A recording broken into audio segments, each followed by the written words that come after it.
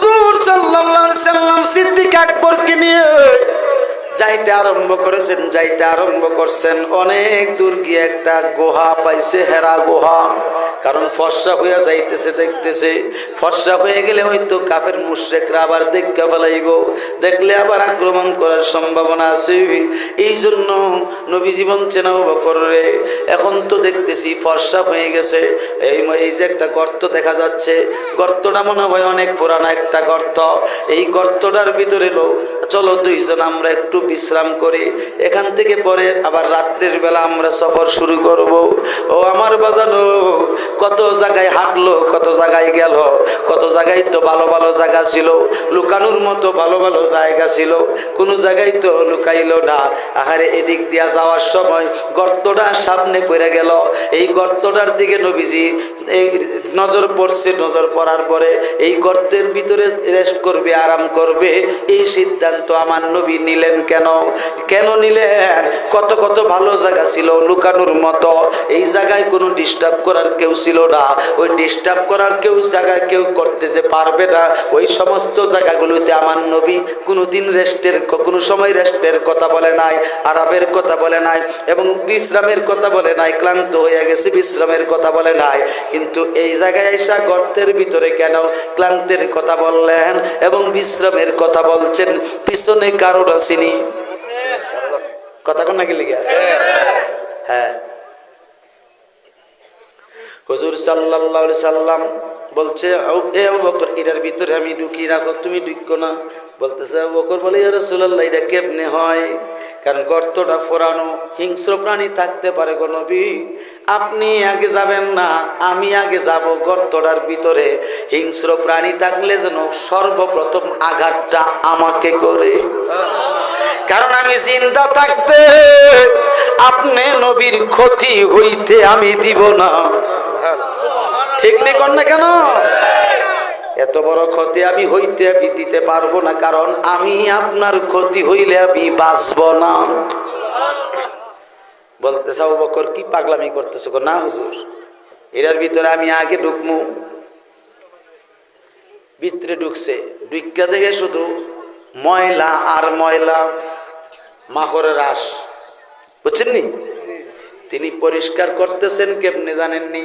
তিনি পরিষ্কার করতে করতে হাত দ্বারা পরিষ্কার করতেছেন, পরিষ্কার করতে করতে তিনি দেখতেছেন এই গর্তটার ভিতরে ঢুকছেন, ভালো কথা, কোনো বাঘ নাই, ভাল্লুক নাই, সিংহ নাই, এমনকি শিয়ালও নাই, এমনকি কোনো কিছুই দেখা যাচ্ছে না, শুধু ছোট ছোট গর্ত দেখা যাচ্ছে, হাজার হাজার গর্ত। এই গর্তর ভিতরে, এই গর্তটা দেখার পরে সিদ্দিক আকবর মনে মনে ভাবলেন, হায় হায় হায়, নিশ্চয়ই বিষধর সাপ থাকতে পারে গর্তের ভিতরে। তো এখন তো নবীজি যদি এই জায়গায় আসে, নবীজিরে যদি আগে দংশন করে ফেলায়, আমি আবু বকর বাচ্চা থেকে আল্লাহ বুঝবকে। তিনি কি করছেন?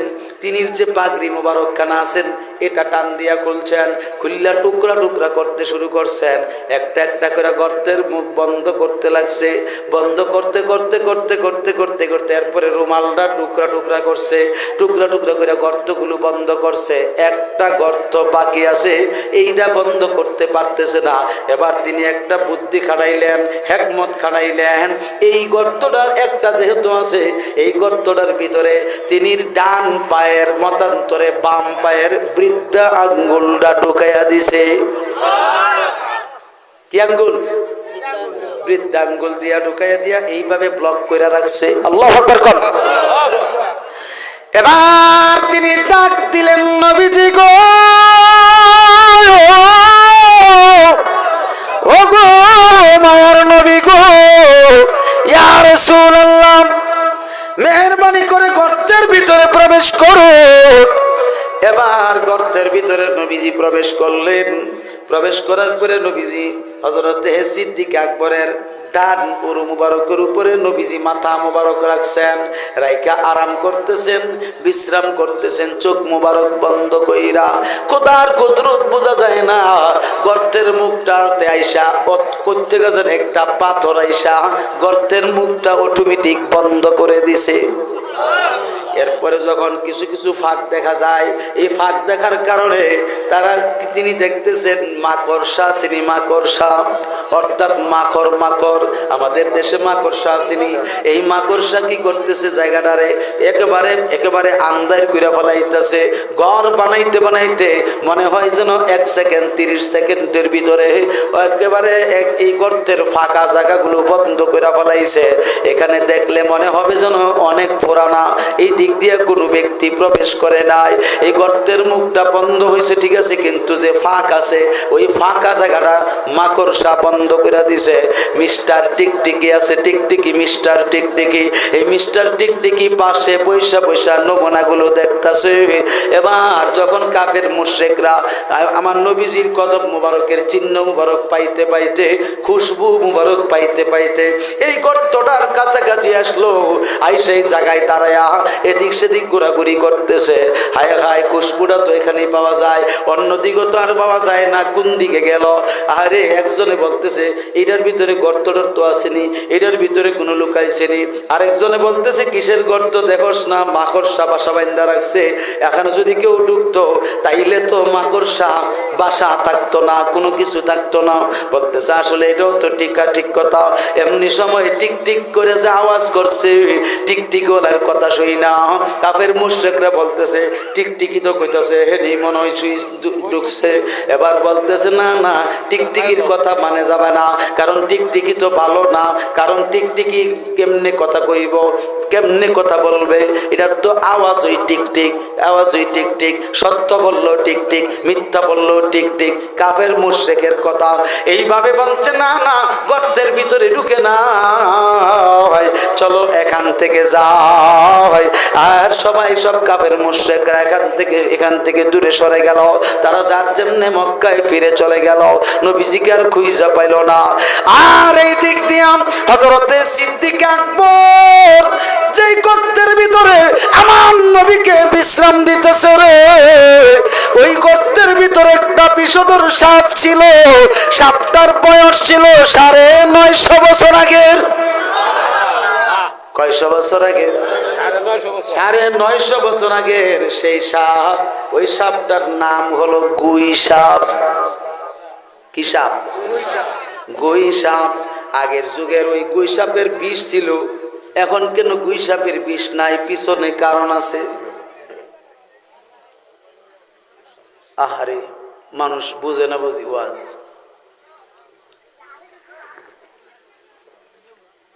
এরা কি চা খাইতে গেছে গা?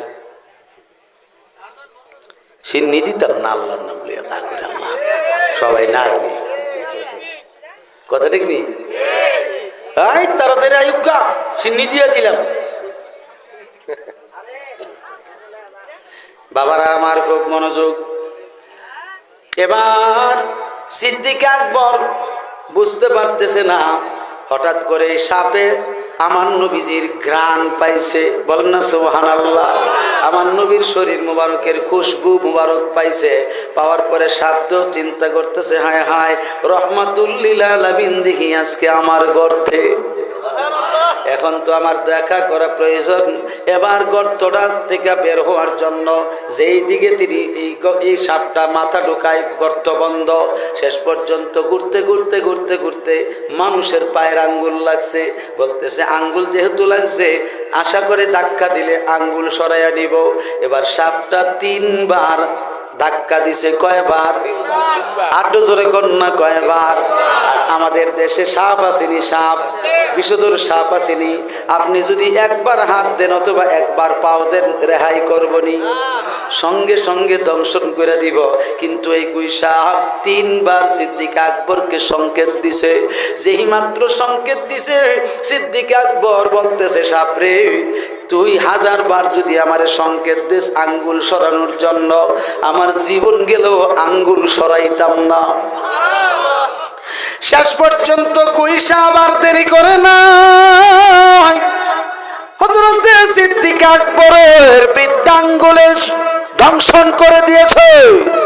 সাথে সাথে বিষে জর্জরিত হইয়া হযরত সিদ্দিক আকবর রাদিয়াল্লাহু তাআলা চোখের পানি ছেড়ে কান্না করতেছে আর মনে মনে বলতেছে, সাপরে আমি মইরা যাব তবু আঙ্গুল সরাইতাম না, নবীরে দংশন করতে আমি দিতাম না। এবার এই জায়গার মধ্যে তিনি এইভাবে কান্না করতেছেন, এই চোখের এক ফোঁটা পানি আমার নবীজির কপাল মোবারক মতান্তরে নুরানি গাল মোবারকে পড়ে গেল। যেই মাত্র পড়ছে আমার নবী চোখ মোবারক খুইলা রে। হযরত সিদ্দিক আকবরের দিকে তাকায়া বলছে, কি ব্যাপার বন্ধু, আপনার চোখে পানি, কি ব্যাপার, কান্না করছেন কেন? বলতেছে, নবী গো, এই গর্তের ভিতরে বিষধর সাপ আছে, এই সাপে আমারে দংশন করছে, দেখেন না আমি আঙ্গুল সরাই না। হুজুর আপনি চিন্তা করেন না, আমি আবু বকরের জীবন যাইব, তবু আপনারে ক্ষতি করতে আমি দেব না। এমনি ভাবে হযরত সিদ্দিক আকবর রাদিয়াল্লাহু তাআলা বিনয়ে বিনয়ে যখন আমার নবীরে বলতেছে, আমার নবী বলছেন তুমি পাটা সরাইয়া নিয়ে আসো। এবার পাটা সরাইয়া আনে না, আমি বলছি তুমি পাটা সরাইয়া নিয়ে আসো। যেই মাত্র সরাইয়া নিয়ে আসলো তৎক্ষণাৎ সাপটা বের হইল, গুই সাপ বের হইল। আমার নবী ডাক দিয়ে বলেন, আবুল হারেসা রে,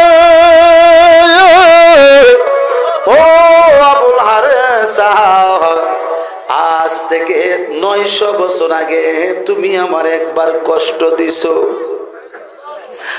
আর এই 900 বছর পরে আমার আবু বকরকে দংশন কইরা আমি নবীর আবার কষ্ট দিছো, তুমি এটা করলা কি? হযরত সিদ্দিক আকবর বলে, হুজুর এটা আপনি কি বলতেছেন? আবুল হারেসা কি? সেটা তো সাপ, গুই সাপ, বিষধর সাপ। বলতেছে, না না, এটা হচ্ছে আবুল হারেসা মুসা নবীর উম্মত। কোন নবীর? এবার ডাক দিয়ে বলেন, আবুল হারেসা আল্লাহর কাছে ডাক দিয়ে বলে, মাবুদ জবানটা খুইলা দাও, রাহমাতুল লিল আলামিনের সঙ্গে কথা বলি।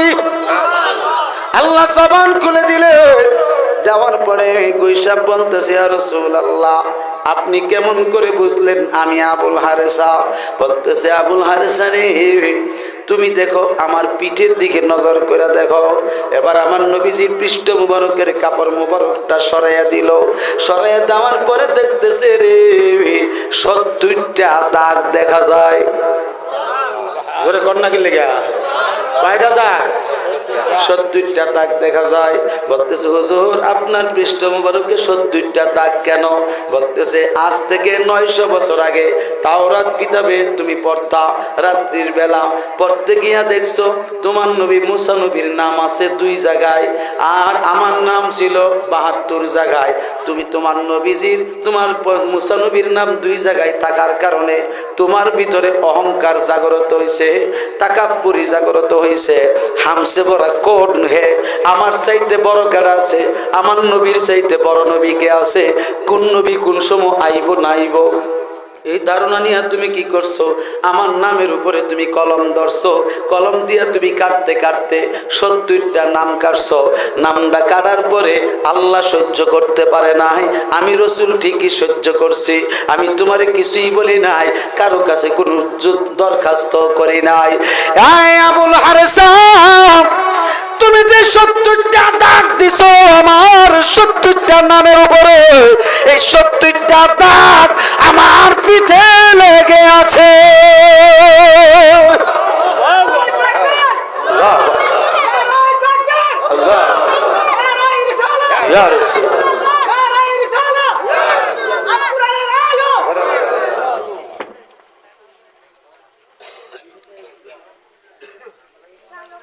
এই 70টা দাগ আমার পৃষ্ঠে লেগে আছে। আর কত কষ্ট দেবারে আবুল হারেসা? বলতেছে, হুজুর এই অপরাধ থেকে মাপ পাওয়ার জন্যই আমি আপনার অপেক্ষায় এই জায়গায় 950 বছর। নবী গো, আপনি যদি আমারে মাফ না করেন আমার আল্লাহ আমারে মাফ করবে না। তাইলে বোঝা গেল আমার নবীর সঙ্গে বেয়াদবি করলো, আমার নবীজির সাথে বেয়াদবি করলে, আমার নবীকে কষ্ট দিলে, আমার নবী যতক্ষণ পর্যন্ত মাফ না করবে আমার আল্লাহ মাফ করবে না। দুই হাত তুলে বলেন ঠিক কিনা? সবাই দুই হাত তুলে বলেন ঠিক কিনা?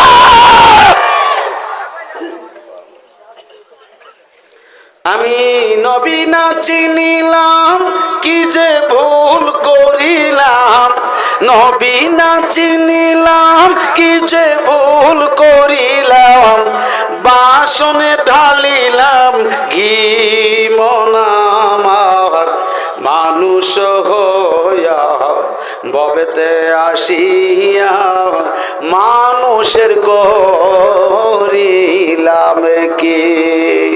আমি নবী না চিনিলাম কি যে ভুল করিলাম, আমার সাথে বলতে পারবেন না?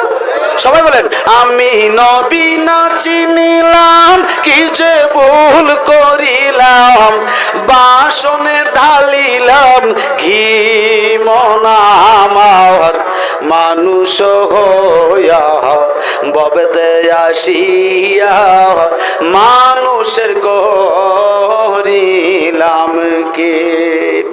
আমার বাল্যকাল গেল হাসিতে আর খেলিতে, যৌবনকাল গেল রঙ্গে, আমি সুরস ফেলিয়া কুরস খাইলাম, সুরস ফেলিয়া কুরস খাইলাম, কলস করিলাম খালি, মানুষ হইয়া ভবেতে আসিয়া মানুষের করিলাম কি।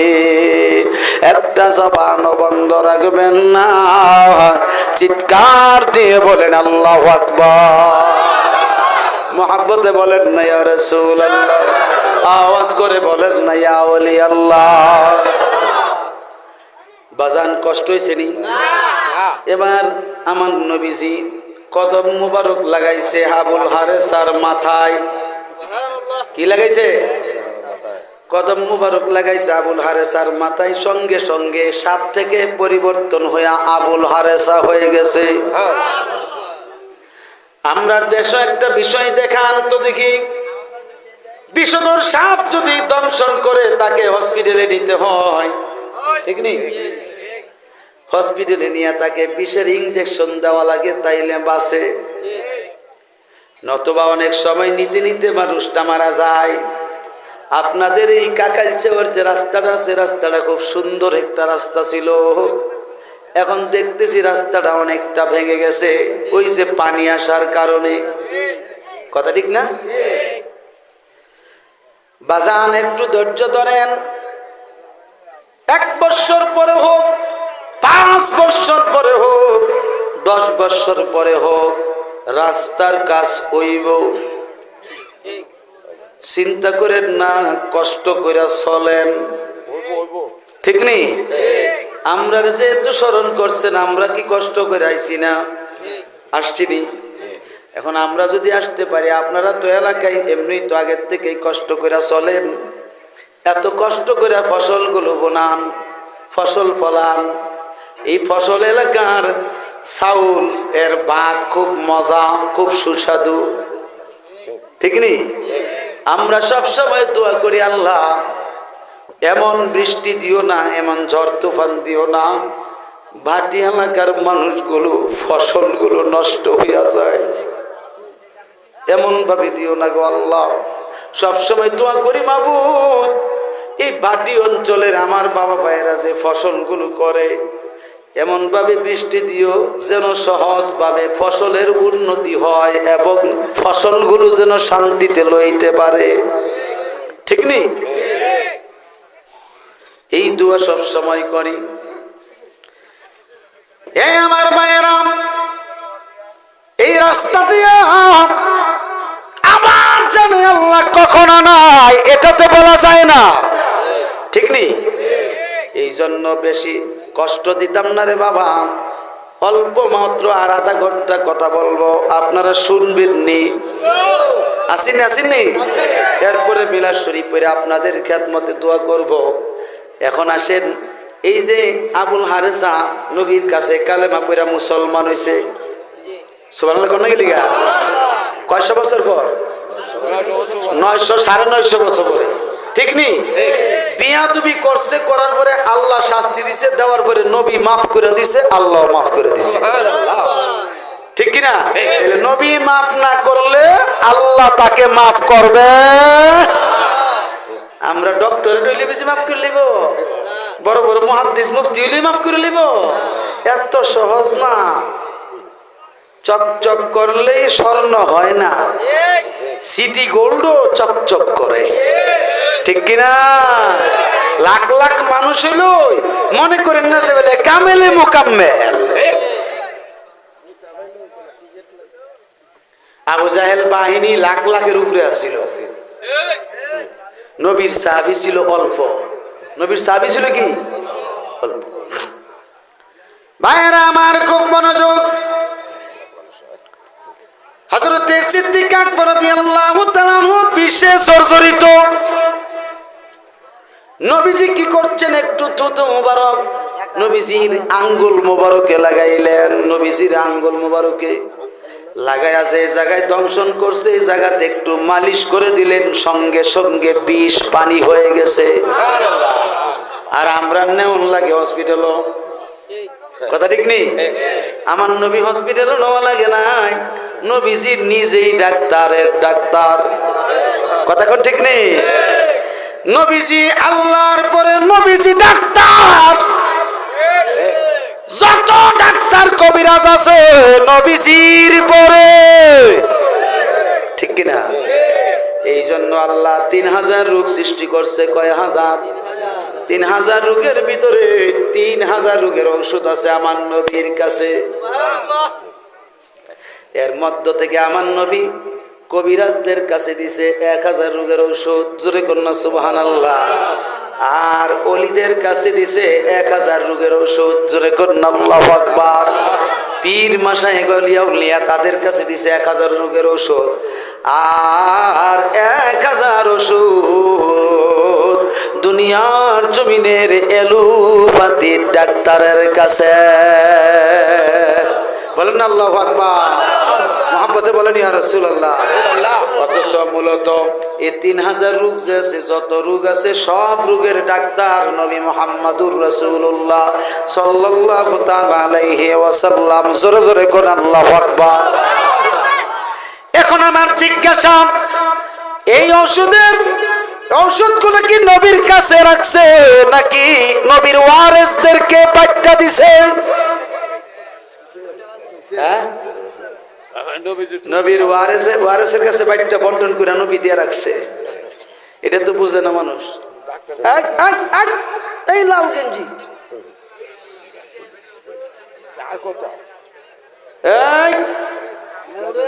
বাবা আধা ঘন্টা মাত্র, বাবা আধা ঘন্টা শেষ।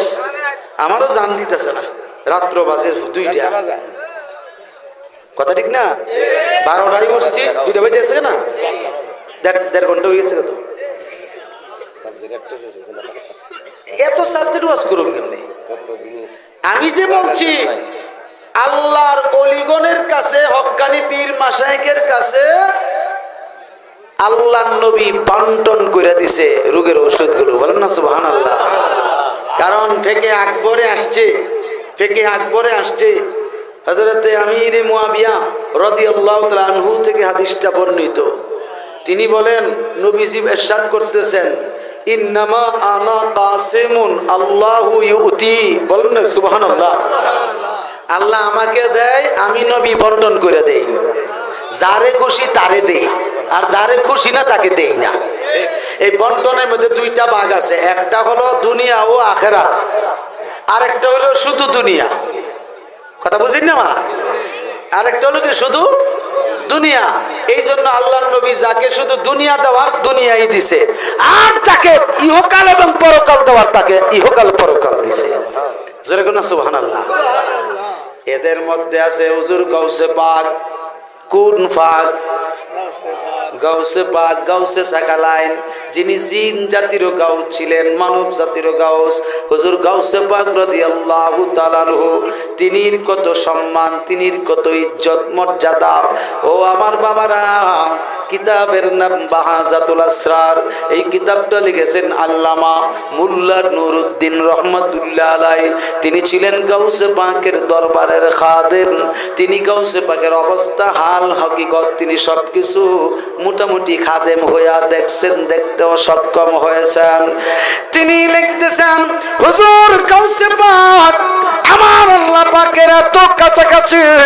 তিনি নিজে বলেছেন, হে নবীর উম্মতরা শুনে নাও, শুনে নাও, আমি আব্দুল কাদের জিলানীকে আমার আল্লাহ এমন ক্ষমতা দান করেছে, এমন পাওয়ার দান করেছে। এ আমার নবীর প্রেমিকের দলেরা, ওগো আমার নবীর উম্মতের দলেরা, গাউসে পাক নিজে লিখতে নিজে বলতেছেন, আমার তরিকার নাম হলো কাদরিয়া তরিকা। এই কাদরিয়া তরিকায় যারা বায়াতে রাসূল গ্রহণ করছে এবং করবে, আমি আব্দুল কাদের জিলানী ডিক্লার দিয়ে দেই, সেই ব্যক্তি যদি ঠিক মতো ইবাদত বন্দেগি করে, সেই মতো যদি ইবাদত বন্দেগি করে, আল্লাহর গোলামি করে, আল্লাহর হাবিবের গোলামি করে, আমি আব্দুল কাদের জিলানী গ্যারান্টি দিয়া জানাইয়া দেই, আমার তরিকার কোন মুসলমান একজনও জাহান্নামে যাবে না। এখন আমরা যারা কাদরিয়া তরিকা গ্রহণ করছি, হুজুর গাউসে পাক আমাদের জন্য আছে না নাই? জোরে জোরে বলেন না, আছে না নাই? এই জন্য আমরা অনেক সময় বলে থাকি, মোরা গাউসে পাকের ওসিলাতে যাব মদিনায়, মোরা গাউসে পাকের ওসিলাতে যাব মদিনায়। হায় হায় এসেছি সকলে নবীর দিদারের আশায়, হায় হায় এসেছি সকলে নবীর দিদারের আশায়, মোরা গাউসে পাকের ওসিলাতে, মোরা ওলি আল্লাহর ওসিলাতে। গাউসে পাক হয়েছেন যিনি নবীজির আদরের তিনি, গাউসে পাক হয়েছেন যিনি নবীজির আদরের তিনি, মা ফাতেমার নয়নে মনি বাগদাদে ঘুমায়, হায় হায় মা ফাতেমার নয়নে মনি বাগদাদে ঘুমায়, মোরা গাউসে পাকের ওসিলাতে, মোরা পীর মুর্শিদের ওসিলাতে, হায় হায় এসেছি সকলে নবীর দিদারের আশায়, হায় হায় এসেছি সকলে নবীর দিদারের আশায়, মোরা গাউসে পাকের ওসিলাতে যাব মদিনায়, মোরা ওলি আল্লাহর ওসিলাতে। পড়েন না আল্লাহু আকবার। গাউসে পাকের সেই ক্ষমতা আসেনি? জোরে কোন না, আসেনিও? কষ্ট হইতাছে? একটা কথা আমি বলি, আমরা তো সকলে জানি বাদশাহ জুলকরনাইন নামক একজন বাদশাহ ছিল, ছিল নি? বলকের বাদশাহ ছিলেন, বলকের বাদশাহ, যিনি সারাটা পৃথিবী শাসন করছেন। সারাটা পৃথিবী শাসন করছে মোট 4 জন বাদশাহ। কয়জন? 2 জন ছিল মুসলমান আর 2 জন ছিল কাফের। একজন হচ্ছে বাদশাহ সুলাইমান আলাইহিস সালাম, সুবহানাল্লাহ বলবেন না? আরেকজন ছিল বাদশাহ জুলকরনাইন মুসলমানের মধ্যে। কয়জন হইছে? 2 জন। আর কাফেরের মধ্যে 2 জন, একজন হচ্ছে বাদশাহ ফেরাউন, যে আল্লাহরে মারতো সিঁড়ি বানাইছেন, বুঝেননি? আরেকজন হচ্ছে বখতে নসর, নমরুদ না, নমরুদ ছিল একটা রাজ্যের বাদশাহ। কথা বুঝেন না মার? বাদশাহ জুলকরনাইনকে আল্লাহ পাক একটা মুজিজার ঘোড়া দান করছেন। তা আমাদের দেশে ঘোড়া আছে না? এই ঘোড়ার মতোই দেখতে, কিন্তু পাওয়ার এই ঘোড়ার চাইতে হাজার হাজার কোটি কোটি গুণ বেশি। দুনিয়ার ঘোড়া এক লাফে যায় 10 হাত জায়গা অথবা 12 হাত জায়গা, ঠিক নি? আর বাদশাহ জুলকারনাইন ওই মুজেজার ঘোড়াটার উপরে সাওয়ার হইয়া পৃষ্ঠে যখন চাবুক মারতেন একটা লাফে 12,000 মাইল যেত। কয় হাজার? 12,000 মাইল কি মাফা সম্ভব? কয়দিন লাগবে যাইতে? প্লেন দিয়ে গেলে এটা এক লাফে যাইতো 12,000 মাইল। তিনি হায়াত পাইছিলেন 1600 বছর, মাত্র 1600 বছর। আপনি কম তো দেখি আমরা কয়জনের হায়াত জোড়াতালি দিলে 1600 বছর হইব? হ্যাঁ, 25 জন তো হইতো না, কথা ঠিক নেই। কমসে কম 80-90 বছরের লোক লাগবো 25 জন, ঠিক কিনা? এরপর জোড়া তালি দিয়ে দেওয়াটা তো কঠিন হইব। কিন্তু এই 1600 বছর হায়াতে জিন্দিগিতে সূর্য উদয় থেকে অস্তমিত জায়গা এই ঘোড়াটা দিয়া মাত্র 2 বার ভ্রমণ করছে। কয়বার? আমি জিজ্ঞেস করি বাবারা আমার, 1600 বছর হায়াত লইয়া এত বড় মুজেজার ঘোড়া দিয়া সূর্য উদয় থেকে অস্তমিত জায়গা ভ্রমণ করছে 2 বার, ঠিক নি?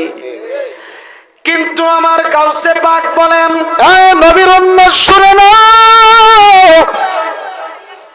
আমার নবী হাদিস শরীফে কি বলেছে? ইন্নাল উলামা আল উলামা উম্মতি কা আম্বিয়া বানি ইসরাইল। বলুন না সুবহানাল্লাহ। হাদিস শরীফে নবীজি 1500 বছর আগে ঘোষণা করেছেন, হে আমার উম্মতরা শোনো, তোমরা কত মর্যাদা দেখো। আমার উম্মতের মধ্যে যারা আলেম তাদের মর্যাদা বনি ইসরাইলের পয়গাম্বরদের মতো। দেখছেন নি? বনি ইসরাইল যে নবী রাসূল মুসা নবী, ঈসা নবী এবং হারুন আলাইহিস সালাম, এরার মতো মর্যাদা উম্মতি মুহাম্মদীর মধ্যে আলেম যারা, এই আলেমটা সুন্নি হন লাগবো। কি হন লাগবো? সুন্নি আলেমই দিব। নামে সুন্নি না, কামে কি? কামে সুন্নি দিব। কষ্ট হইতেছে? আমি যতগুলো কাসিদা পড়তেছি 2টা বইয়ের থেকে পড়তেছি। একটা হলো এই যে গাউসে পাকের ওয়াজ কাসিদাগুলো, এটার মধ্যে আছে রুহের খোরাক, আর মদিনার হৃদয়ে মদিনা, এটার ভিতরে আছে নাতে রসুল এবং শানে মুর্শিদিও আছে, মা বাবার গজলও আছে। যুবক বাবারা, তোমরা তো পয়সা খরচ করে বিড়ি সিগারেট খায়া চা খায়া উড়াইলাও, একটা মঞ্চ যদি মাহফিল সাজায় এখানে গিয়ে একটা গজল বলতে পারো না, শরম করে, ঠিক নি? বাবা, একদিন তোমরা মজা খাইও না, এই 2টা বই মাত্র 100 টাকা দা কিনা নাও, 50 টাকা করে হাদিয়া। বই কিনে কেউ দেউলিয়া হয় না, তোমাদের কাছে যাবে ওই যুবক, ওই ছেলেটা যাবে গরিব মানুষ। আর আমার নবীজির পাক পাঞ্জাতনের নকশা, নবীজির ব্যবহারের সম্পদ 4 কুল এবং আয়াতুল কুরসি বরকতের জন্য করে রাখবা। আর নিয়ামাতুল কুবরা আলাল আলাম, একটা